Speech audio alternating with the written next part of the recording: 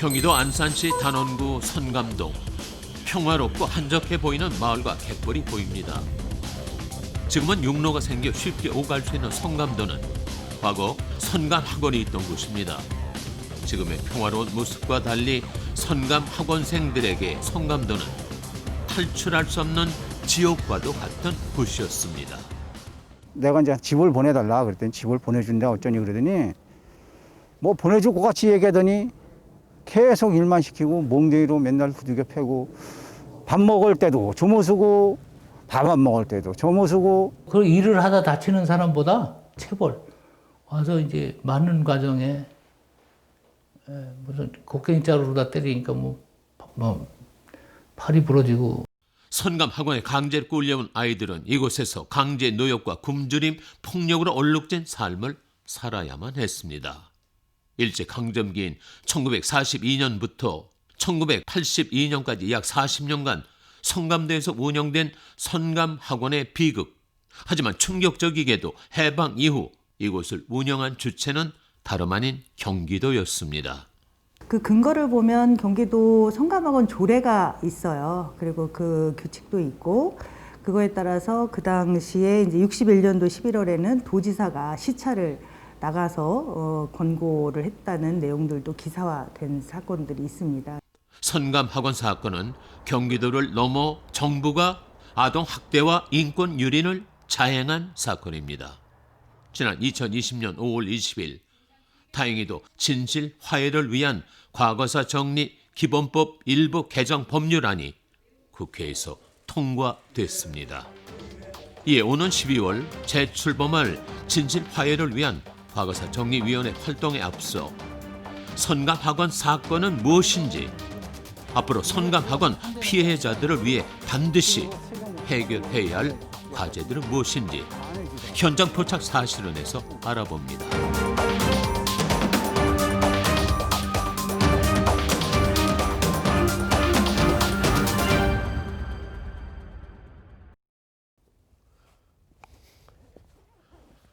제 뒤로 보이는 건물은 선감동에 있는 경기창작센터입니다. 이곳은 현재 많은 이술인의 창작 활동의 산실이기도 한데요. 이곳 역시 과거 선감학원의 일부였다고 합니다. 지금의 모습으로는 상상할 수 없는 선감학원의 비극. 이곳에 있던 선감학원은 어떤 곳이었을까요? 선감학원이 설립된 것은 일제강점기였던 1942년 5월 29일입니다. 제작진은 먼저 소년간 선감학원에 대한 연구조사를 해온 안산지역사 연구소 정진각 소장에게 일제가 선감학원을 개원한 목적에 대해서 물어봤습니다.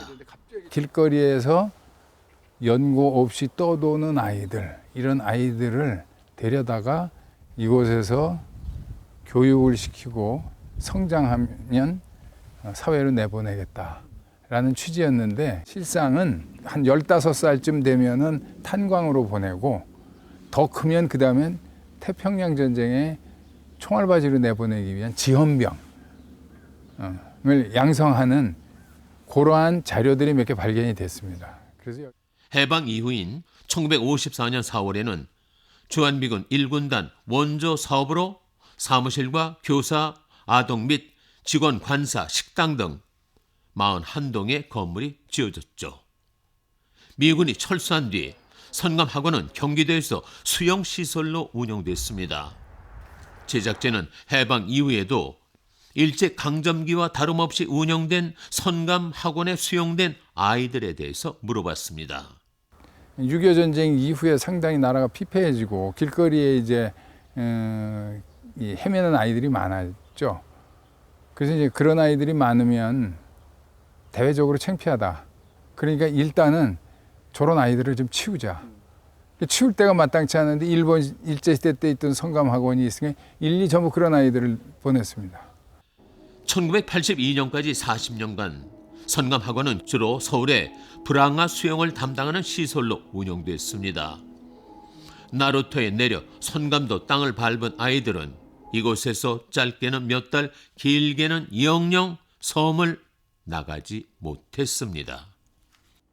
길거리를 떠도는 불황아들을 보호하고 선도한다는 목적으로 설립된 선감학원. 하지만 선감학원 피해 생존자들은 선감학원이 기억하기 싫은 지옥과도 같은 곳이었다고 합니다.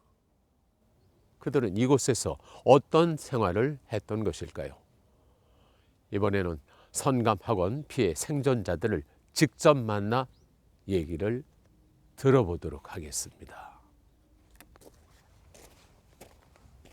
선감학원에 식당이 있던 자리에 세워진 선감역사박물관. 제작진은 이곳에서 선감학원 아동피해 대책협의회 김영배 회장을 만났습니다. 제작진은 먼저 김영배 회장이 선감학원에 올 당시 상황에 대해서 물어봤습니다.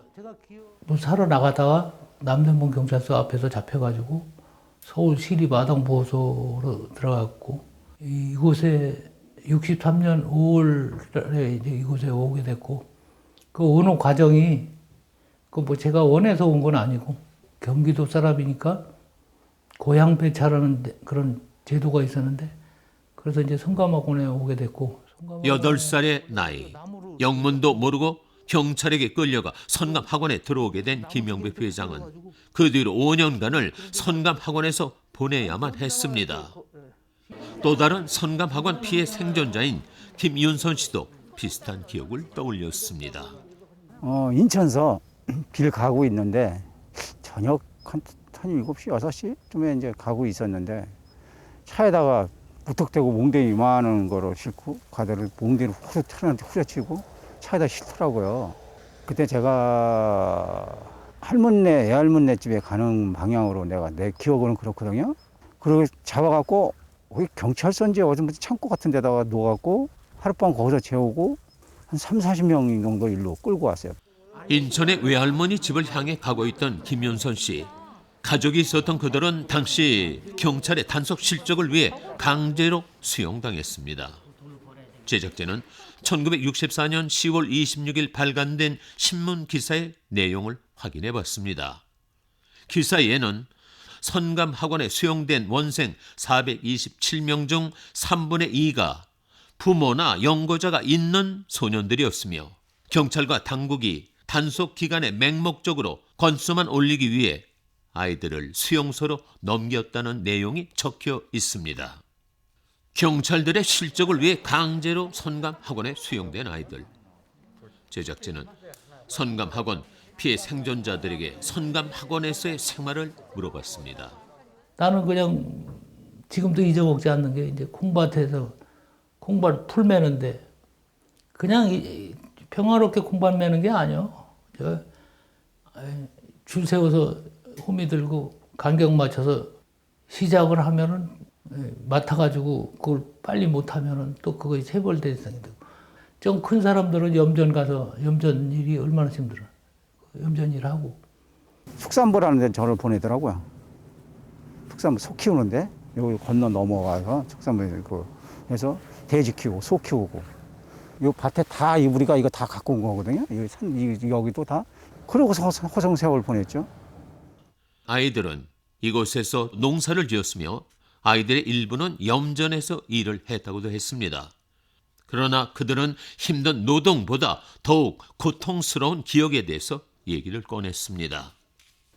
어린아이들이 좀 서투를 수 있잖아요. 뭐를 심다가 뭐가 다시 뜨거나 뭐 이러면 그것이 또 숙소에 와서 체벌로 이어지고, 체벌이라는 표현은 너무 고급스럽고, 이 매라는 것이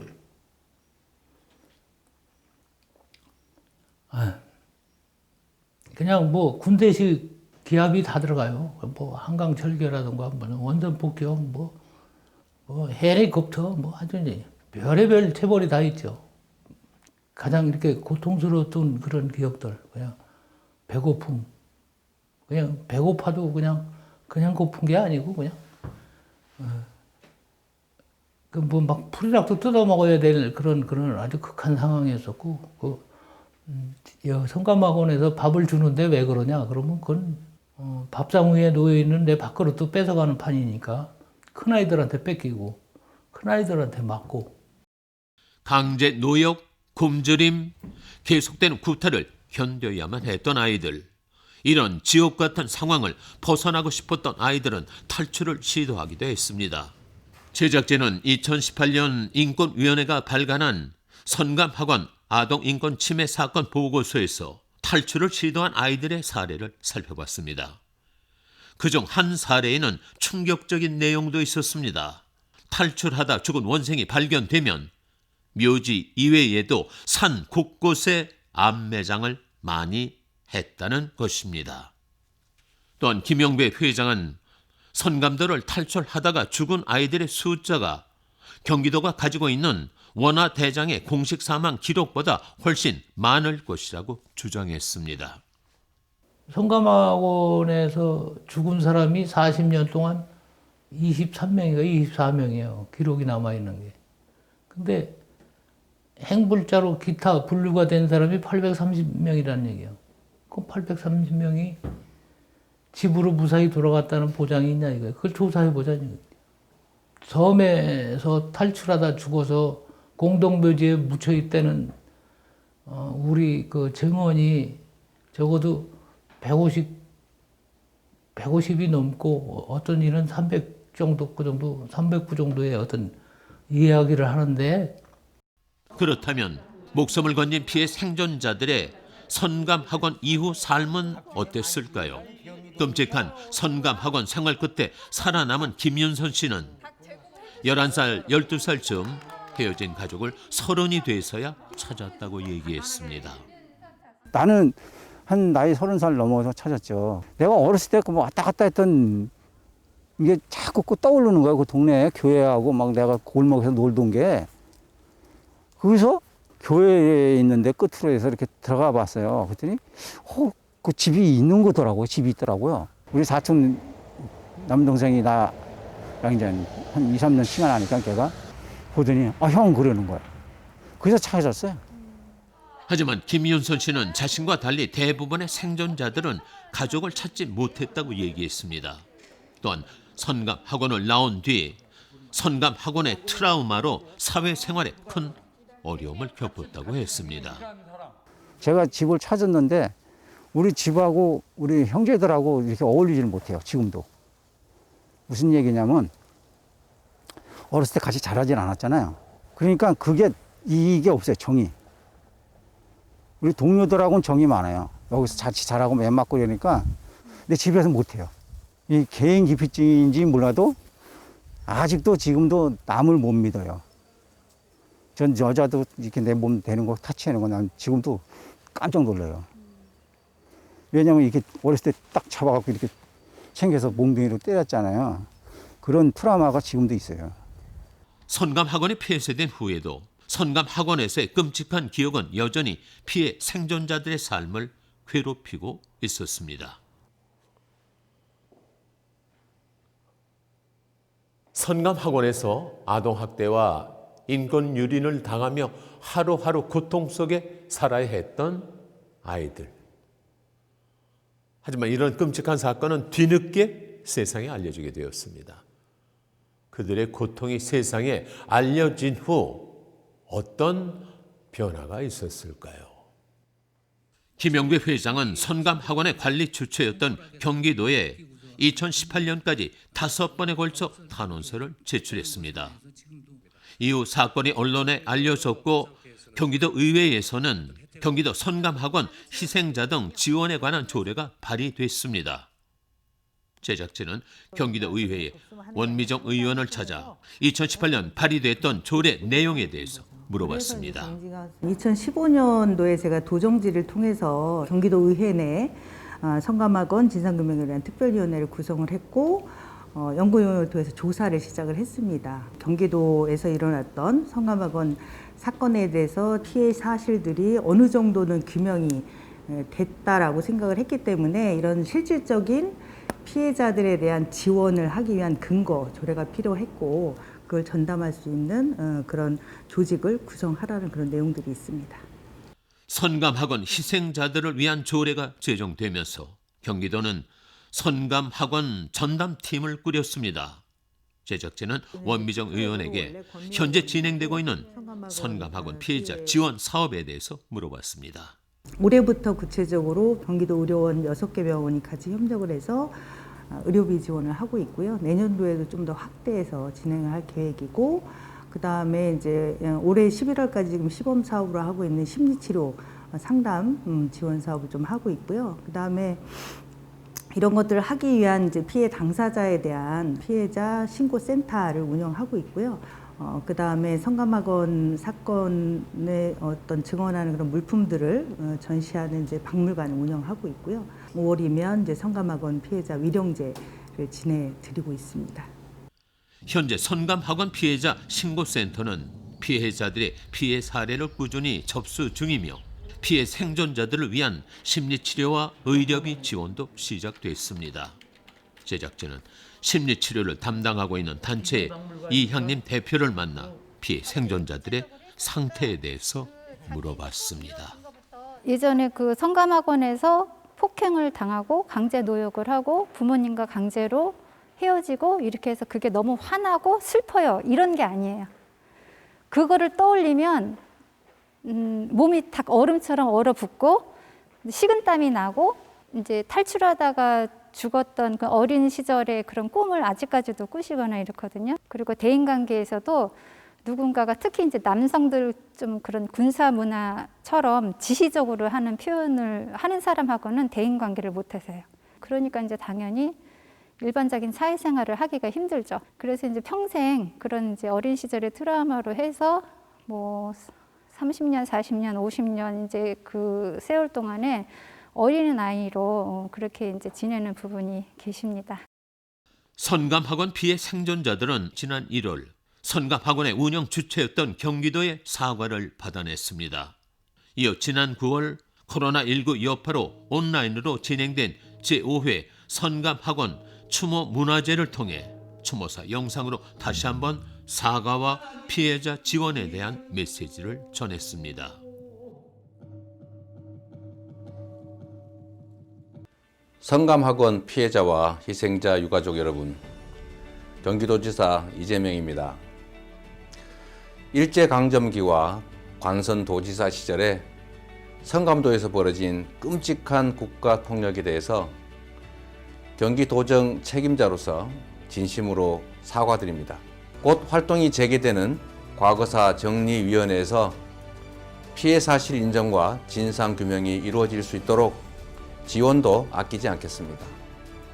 다시 한번 모든 피해자분께 심심한 위로와 사죄를 드립니다.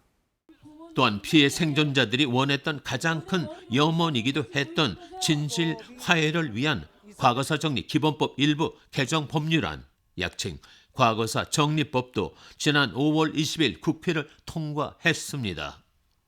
선감학원 피해자들의 명예회복과 진상조사를 위해 반드시 필요했던 과거사 정리법 개정안 통과.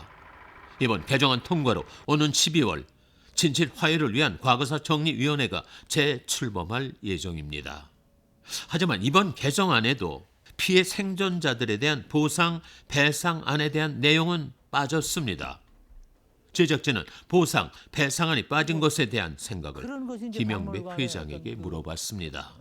보배상 문제가 먼저 거론이 돼야지 맞는 얘기지만 그래도 우리가 얼마나 절박하고 시간이 없었으면 보배상 문제가 빠졌더라도 과거사 그 조사 기간을 늘려달라는 게 우리 취지였어요. 진실에 대한 조사가 우선이라는 그런 생각으로 그나마 법이 통과된 게 다행이라 생각하고요. 김영배 회장은 법안의 통과 자체가 기쁘다고 얘기했습니다. 선감학원 피해 생존자들에게는 선감학원에 대한 진상조사와 명예회복이 절실해 보였습니다. 선감학원 피해자들이 염원했던 과거사 정리법의 개정으로 12월 새롭게 출범할 진실 화해를 위한 과거사 정리위원회는 앞으로 3년 동안 활동하고 1년을 추가 연장할 수 있습니다. 자, 그렇다면 위원회 활동에 앞서 선감학원 피해자들이 바라는 점과 앞으로 그들을 위한 어떤 지원이 필요할지에 대해서 알아보도록 하겠습니다. 제작진은 선감학원 피해 생존자들에게 과거사 진상조사위원회의 활동을 통해 해결됐으면 하는 일들에 대해서 물어봤습니다. 이제 같이 여기 있다가 잡혀간 애들도 트라우마가 있어갖고 그런 사람들이 지금도 바깥에서 많이 거리에서 이렇게 헤매이는 사람들 보면 나는 참 안타깝고, 저는 다만 뭐라도 쉼터라도 숙석 제공이라도 해줬으면 지금 당장이라도 이렇게 해줬으면 좋겠어요. 지금 남아있는 그 성감하고 유적이라든가 이런 것을 사적화, 공원을 만들어서 뭐 그 안에서 피해자들이 또 상생하고 살아갈 수 있는 그런 방법도 찾아봐야 될 그런 시점이라고 생각을 하고요. 김영규 회장은 선감학원의 흔적을 보존해 이를 사적 공원화하고 그 안에 피해 생존자를 위한 치유의 공간이 마련됐으면 좋겠다고 얘기했습니다. 한편 원미정 의원은 경기도 차원에서도 진상조사를 위한 기록물 보존이 필요하다는 얘기를 했습니다. 그 당시에 이렇게 수집했던 증거나 이런 문서들이 사실은 법적으로 보관해야 됨에도 불구하고 그렇지 않다라는 답변을 저희는 그동안 받았거든요. 없다라는. 그래서 문서 보관이나 훼손되지 않도록 하는 작업들을 좀 적극적으로 해주면서 이제 진상조사를 할 필요가 있겠다라는 생각이 듭니다. 제작진은 정진극 소장에게도 과거사 진상조사위원회의 활동에서 가장 중요한 해결 과제가 무엇일지 의견을 물어봤습니다. 가장 중요한 것은 국가에서 이러한 정책을 합리화시키기 위해서 선감학원을 상당히 오도해서 국민에게 선전을 했다고 하는 것이죠. 이것이 국가의 잘못이라고 하는 것이 확실하게 판명이 나서 국가의 정식 사과가 있었으면 하는 그런 바람입니다. 어느 누구라도 선감학원에 수용됐던 아이들이 지금 사회에 나와서라도 당당하게 나는 거기 있었다, 억울하게 있었다라고 이야기할 수 있을 만큼 명예를 회복을 해 주어야만 합니다. 정진극 소장은 확실한 진상조사로 국가 차원의 정식 사과가 필요하다고 얘기했습니다. 죄 없이 끌려간 아이들이 자신의 피해 사실을 밝히고 당당히 세상으로 나올 수 있어야 한다는 이야기입니다. 내가 정상적인 삶을 살았으면 과연 어떠했는가 돌아볼 수 있는 거 아니에요. 그런 것을 나의 의사와는 상관없이 타의에 의해서 막 이루어졌다는 것에 대해서 분노를 느끼고 과연 그 책임자가 누군가를 한번 이제 묻고 싶고, 나도 남은 시간이 그렇게 많지는 않잖아요. 그런 면에서는 자꾸 이제 선감학원에 대해서 이야기하고 싶고 진실을 알리고 싶은 그런 얘기가 된 거예요. 선감학원의 아이들은 어느덧 노년의 나이가 되었습니다. 그들은 고된 노역에도 정당한 대가도 없이 아동학대와 인권 유린이라는 고통만 안고 선감들을 떠나야만 했습니다. 지나가버린 시간, 이제라도 선감학원 피해자들이 당당하게 세상 밖으로 나올 수 있도록 선감학원 사건에 대한 사회의 꾸준한 관심이 필요할 때입니다. 선감학원 아이들의 키만 했을 이 나무, 이제는 아이들의 기억을 간직한 채 이름을 잃고 주검이 된 아이들과 이 나무만이 이 자리를 지키고 있습니다. 안타깝게 죽어간 선감학원 아이들과 고통스러운 삶을 살고 있는 선감학원 피해 생존자들, 그들의 인생은 무엇으로도 보상받을 수 없습니다. 하지만 선감학원 피해자의 아픔을 치유할 수 있는 기회는 있습니다. 오는 12월 재출범할 진실 화해를 위한 과거사 정리위원회 활동이 국가의 진심 어린 사과와 진상 조사로 이어지는 첫 단추가 되어주길 바랍니다. 지금까지 현장 포착 사실을 이었습니다.